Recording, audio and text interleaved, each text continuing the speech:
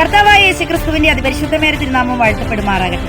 വിശുദ്ധ മത്തായി എഴുതിയ സുവിശേഷം 14 അധ്യായം 27 തിരുവചനത്തിൽ, ഉടനെ യേശു അവരോട്, ധൈര്യപ്പെടുവിൻ, ഞാനാകുന്നു, പേടിക്കേണ്ട എന്ന് പറഞ്ഞു. പ്രിയപ്പെട്ടവരെ, ഈ നല്ല സമയം ചില വിഷയങ്ങളുമായുള്ള ബന്ധത്തിൽ ആരെങ്കിലും ഭയത്തോടെ ആയിരിക്കുന്നുണ്ടെങ്കിൽ, ടെൻഷൻ അടിച്ചുകൊണ്ടിരിക്കുന്നുണ്ടെങ്കിൽ, പരിശുദ്ധാത്മാവ് നിങ്ങളോട് പറയുന്നു, ഭയപ്പെടേണ്ട, പേടിക്കേണ്ട, ഞാനാകുന്നു.